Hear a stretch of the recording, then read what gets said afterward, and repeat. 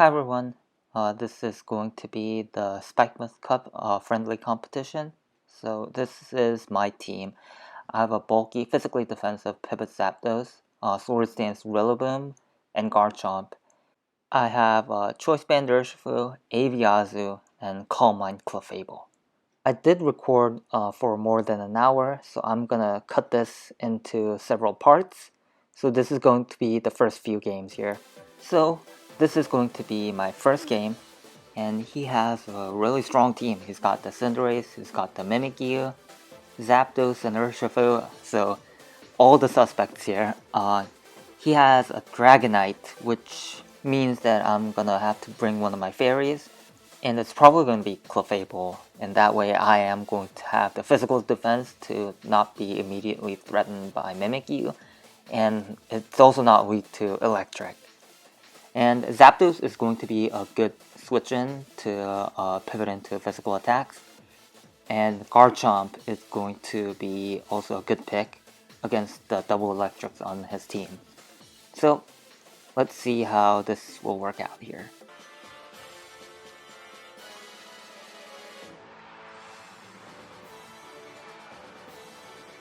So my opponent leads with the Dragonite, and I lead with the Zapdos. And here I get a fairly comfortable Volt Switch. Or I could alternatively hard switch into Clefable. Clefable does have the bulk to switch in, but I thought there's also a chance that he might switch out. I wanted to kind of get an estimate of how much bulk he has on the Dragonite.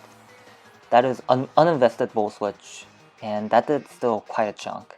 He has Ice Beam, so there's no way I go into the Dragonite here.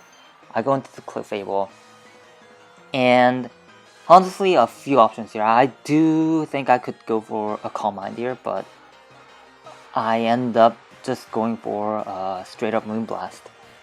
And that is going to get at least some chip on the Magnezone. Make sure that I don't just Flamethrower into Weakness Policy straight away. At least I get to kind of see exactly what my opponent does. And that also checks that he actually brought the Magnezone. So, I mean, that is his best check to Clefable, so it does make sense that he brought it. But I just go for a pretty safe Moonblast. And I'm gonna just take advantage of the special attack drop and pivot right back up into the Zapdos. And he, unfortunately for me, he does not go for anything like Volt Switch, which was a good possibility if he were to say Assault Vest, but it does not seem to be that set. And I'm just going to be able to roost up, turn myself into a pure electric type, and that is gonna resist both the Discharge and the Flash Cannon, so I do go for a pretty safe Heat Wave here. So I am going to chip down whatever is gonna get sent out here. And let's see, Heat Wave does just about nothing. And I saw that Ice Beam did a sizable chunk, and he must be fairly invested special attack wise. So I'm just gonna go hard into Clefable here. And he goes for the Ice Beam. And because I do still have my Citrus Berry, I do feel fairly safe going for a Flamethrower on the switch-in, as he seems to be almost forced to go into this Magnezone here. So I go for the Flamethrower, and he activates his Weakness Policy, which makes this Magnezone a huge threat. Magnezone and Clefable have the same base speed, so maybe I should go for a bit more speed creep here, but I go for the Flamethrower. I am going to be able to survive this Flash Cannon because of my Unaware ability. And if he went for example, a Thunderbolt, that could have actually gone really badly if he discharged and I switch into my the Zapdos. So I do take out the Magma Zone here. I'm gonna be up 3-2, but next change, I am left quite low with my Clefable, which is going to be my main. It was one of my strongest matchups here, but I am gonna have to let go of this Clefable, unfortunately.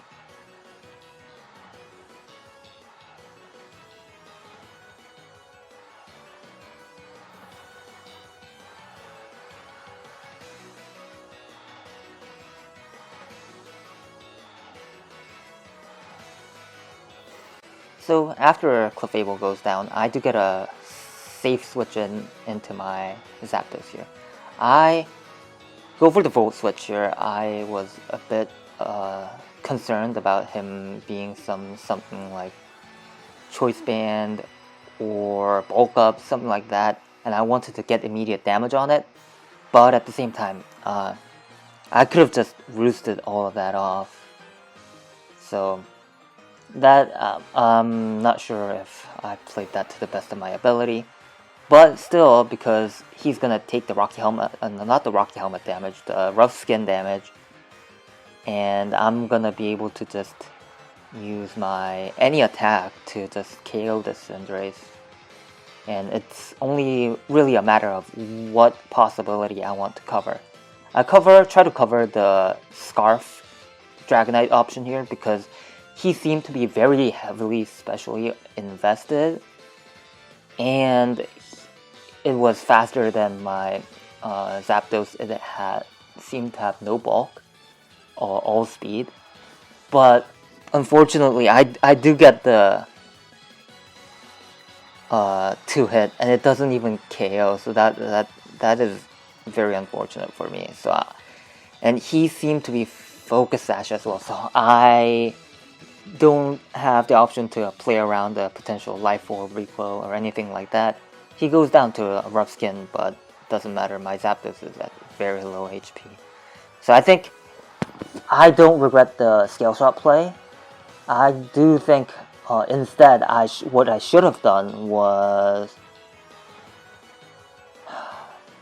It's tough to say what was the good play to make, because I was right in hindsight that this was a Scarf Dragonite, and I did end up going for my best odds here. But I guess this is a tough thing about Pokemon, talking about what play is good, because you could argue that Scarf Dragonite is not very common. I did cover it and give myself a way to lose to miss or 2 hits low roll. So that is the game we play sometimes. And yeah, I'm gonna take the loss here, game 1.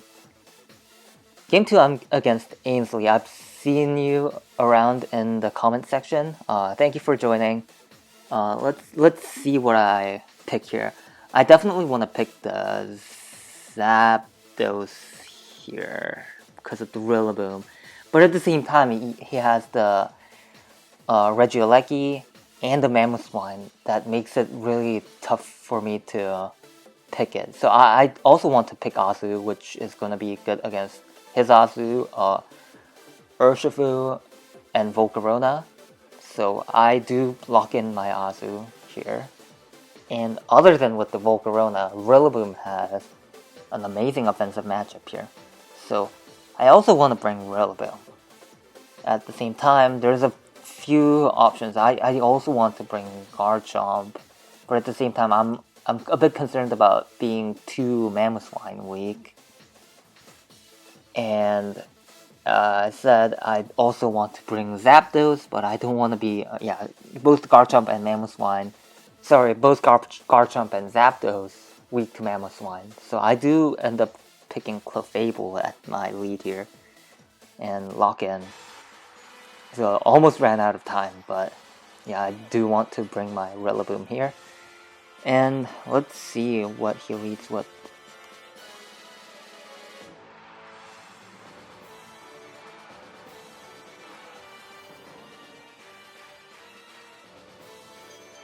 So he leads Rillaboom, and against my physical defensive Clefable. Unfortunately for me, if he were to be CB Woodhammer, that would just knock me out, but I don't have a immediate switch in, so I'm almost forced to stay in here, and he goes for the Woodhammer. That is probably banded, yeah, and that just takes me out in one hit. Rillaboom is like absurdly strong. And there's no way to play around it with Dynamaxing in this format, so I'm not gonna bring Azu here. My hand is almost basically forced. I go into my Rillaboom, and I'm gonna get a Swords Dance up, and fortunately for me, even if I am the slower Rillaboom, all the Woodhammer recoil would let my +2 Grassy Glide KO the Rillaboom from here, as he is left barely below half, might be at half or above after the grassy terrain recovery. And he does confirm that he went first twice this turn, so I am gonna go for the Grassy Glide and force him to reveal what his check to this +2 Rillaboom is. And one thing I'm a bit concerned about is him potentially just switching out the Rillaboom here and trying to preserve it for the late game. And he doesn't do that, fortunately for me, but let's say if he were to just sack something and have anything that could beat the Rillaboom 1v1, and I would lose, anything that could at least just put enough chip on the Rillaboom to put it in Grassy Glide range. He would just go for Grassy Glide onto Rillaboom and Azu, and yeah, see, he brings in Azu here, so this is what I don't get. You should have probably just sacked the Azu here and try to preserve that, but he just lets the Azu die. There is obviously the threat of Sap Sipper, but I figured if this is Sap Sipper, there isn't really much he can do back. So that would let me just kind of go for another move as a follow-up. So he does go for the Mamoswine. Even if he has Ice Shard, then that would let me just win with the Azumarill 1v1, especially with the grassy terrain having EQ damage. Doesn't even go for it. Does he not have? You might not have it, or maybe he was trying to not reveal the Ice Shard in case we match up again. But either way, good game. And third game is a very interesting Sun team. He has Venusaur and Torkoal, and here is when I realized that I am very weak against poison type attackers. I have 3 things weak to Venusaur: Azumarill, Clefable, and Rillaboom. And it's not like Urshifu has a good special deep defensive stat. Zapdos doesn't really take special moves very well either, and I do want to keep it healthy for something else, like the Azu or the Garchomp. I am almost forced to bring these 3 because of my weakness to Venusaur. I bring 3 Pokemon that basically isn't weak to Sludge Bomb, that won't get KO'd by it right away. I know Azu can take a Sludge Bomb, but I can't do anything back in return because I don't even have anything like Ice Punch. So he does lead with the Garchomp here, and I'm gonna be able to lead with the Urshifu. And hoping that I just get this KO with the CB Wicked Blow. But actually, now that I've calculated, I actually don't have a very low chance to KO, so it's like a 25% chance to KO. One hit KO even against no bulk invested Garchomp. And he does survive, so this was probably still no bulk. But because I am banded, I can't switch moves and go for a Sucker Punch to finish it off. I will just go hard into my Zapdos here, which should be able to take little damage from either the EQ, or he might go for a Scale Shot, and Scale Shot might miss, but I still am not going to take too much from the Scale Shot with my Zapdos, so I am gonna try to preserve this Urshifu. And maybe then that could mean that I can get a Sucker Punch off on the Venusaur, for example. Depends on what he has.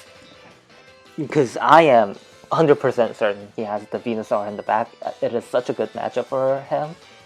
And I do just go for the Heat Wave. That the 2-hit Scale Shot does help me here, because it means that I have a little more leeway. I do have a lot more health to work with. I'm not forced to roost right away in order to avoid a 3-hit KO.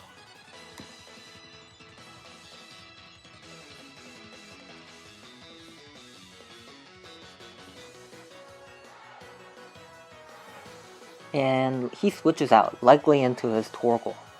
And yeah, so he does get to resist this Heat Wave here. I am gonna, and that is a clever play. I was almost never going to go for the Thunderbolt or the Volt Switch. He doesn't know which one I have. And Hurricane has a really good chance to miss in the sun. 50% accuracy move. So I am going to just go hard into my Volt Switch out, instead of just going for Hurricane, hoping for a hit or anything like that. And do I go for the Garchomp? Yeah, I go for the Garchomp because I think either it's going to be Stealth Rock or Yawn.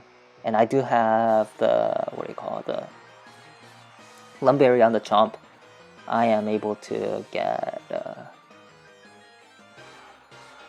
switch in there, but I actually switch out yet again because I also do want to cover the potential Sleep Powder on top of the Yawn on the Venusaur.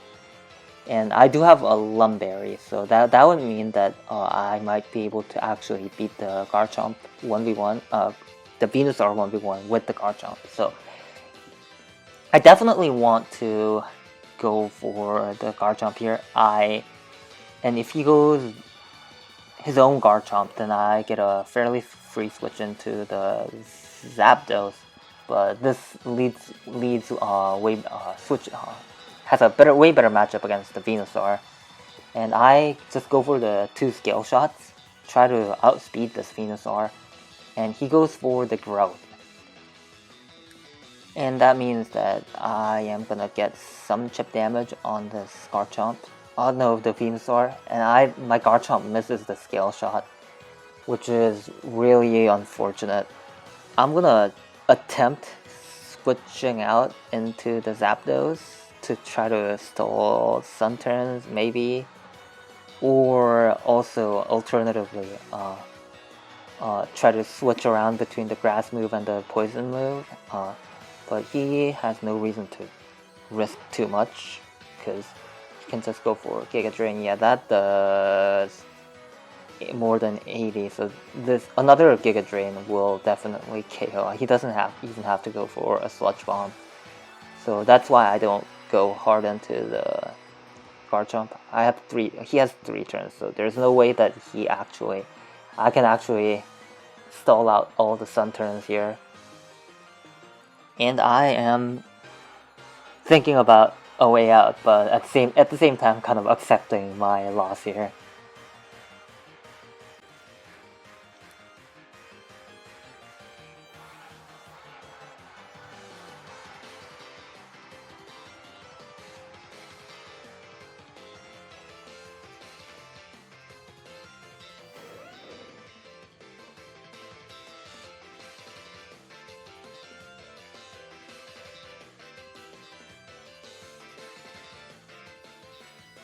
I go for a Scale Shot, hoping that maybe he has a lot of bulk investment and I might be able to outspeed at +1 Garchomp.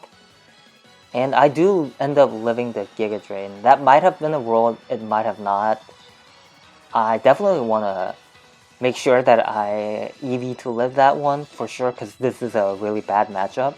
And what irritated the most to me was that actually, because I lived that Giga Drain, it might have been a roll, but if I were to get the same roll again, if I just went for 2 Scale Shots, hit everything, then my Garchomp would have won. So that really frustrated me.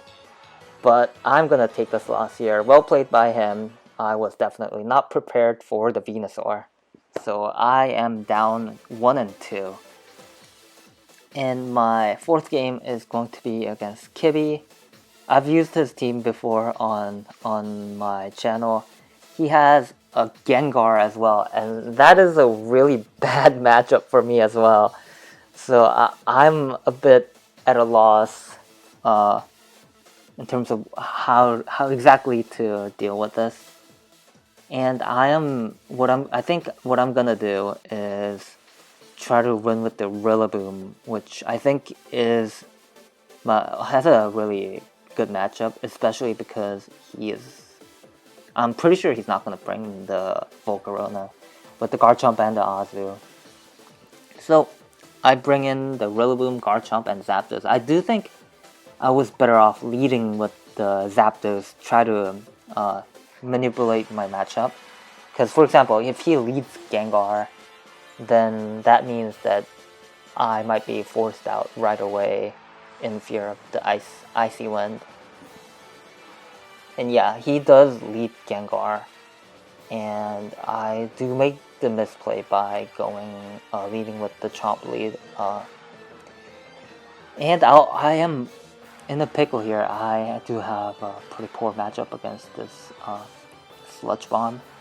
And he is probably gonna go for the Icy Wind. I do go for the Zapdos. I am almost certainly gonna switch into the Icy Wind here. And the hope is that I am somehow able to survive the Icy Wind into the Sludge Wave and Volt Switch out. And that way, my Rillaboom might be able to take it out.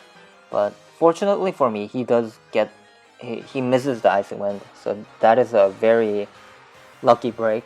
I definitely should have led with the Zapdos like this exactly for it because I do want to cover my weakest matchup the hardest. You know, like this is like very basic team preview strategy. I definitely want to make a video covering that, but I mean, I guess I need to start following my own advice here. I do Volt Switch into the Garchomp, and I missed my Hurricane. But because Rock Tomb did no damage, the way he went straight for the Rock Tomb, and he goes for the Scale Shot again this time as well. So that almost basically confirms that he has no SD. Because if he had it, he would have gone for it already. And I'm just gonna be able to roost basically all over this. So definitely lucky that I missed the Icy Wind, because if that hit, best case scenario for me is that my Zapdos is at like 10% HP, and this would not be possible. So, but I am gonna be able to take this. I will just keep spamming Roost back up to full. So, and then probably because Hurricane is a pretty inaccurate move, I don't think I will try to go for the KO with the Hurricane. I just want to get enough damage on it so that the Grassy Glide will be able to KO the Garchomp. So I want to go back to full, try to hit the Hurricane. If I hit, then I can switch out. And if I don't, then I go for the Roosts again and get another chance to potentially miss Hurricane and not lose the game right off of it. And as I said, I will just go for the Hurricane here. I don't have to spam Roost no more. And yeah, so I do want to preserve my Roosts, right? Because if I were to waste my Roost PP, that would mean that I would have less opportunities to go for the Hurricane, and that would mean that I would be more reliant on actually hitting it right away. And 70% is not exactly reliable, so again, this is a bit boring, but this is the correct play. I do want to spam Roost here. And it seems that my opponent has very little he can do to actually stop my Zapdos from roosting out. And he goes hard into the Zapdos here. And because I am slower, I'm able to just go for a slow Volt Switch. And if he were to, say, Volt Switch out into the Garchomp, for example, and that just gives me more opportunities to heal. He goes for the Hurricane, I guess, covering the Garchomp. But that is fine. I'm going to go for a slow Volt Switch. I resist the Hurricane, and I go into Garchomp, and that basically works out perfectly for me. And here I am just gonna go for an easy Scale Shot. His best move is Hurricane, but it might miss. And I'm just gonna go for the +1 speed, outspeed his Zapdos, thanks to the Scale Shot boost. He gets a confusion, but fortunately for me, I do carry the Lumberry. And I'm gonna get 3 hits with the Scale Shot. Scale Shot not betraying me this time around, after the last 2 times a Scale Shot missed. But now I am faster than his Garchomp, and I'm faster than his Gengar, so I'm able to just bring this Gengar down to Sash. I could go for a Scale Shot, and there's a chance that I could just KO the Gengar through the Focus Sash. But I'm not going to risk that. I do have the Rillaboom in the back. I am just going to go for Grassy Glide twice and win the game here. So, definitely a mixed bag here. So, let's think about the games here. I lost the first one, and in total I won 2 and lost 2. But if you think about it, I think I was very favored to win the first one and the third one, so I'm not gonna worry too much about this. But at the same time, the fourth one I did definitely get lucky, so I probably should have gone 3-1, and only one game actually went the way it was supposed to. First game and the third game, I lost to the Scale Shot luck. I'm not gonna worry too much about that, other than maybe think about trying to eliminate my less accurate moves. But Garchomp Scale Shot definitely very helpful. So I think the bigger takeaway was the team I brought was very weak to special attacking poison types. So Venusaur and Gengar was able to almost get 3 wins against me, even though I was able to outplay it for Game 3. In Game 4, I needed a little bit of help from RNG, so that is the game we played. But at the same time, I'm gonna try to improve my odds, try to get some better matchup against those Gengar and the Venusaur. I'm not sure how common they are gonna be, but it's definitely not good to just get free losses against Pokemon like that. So I have more games recorded, but this is gonna be it for this video. Thank you guys for watching. Bye.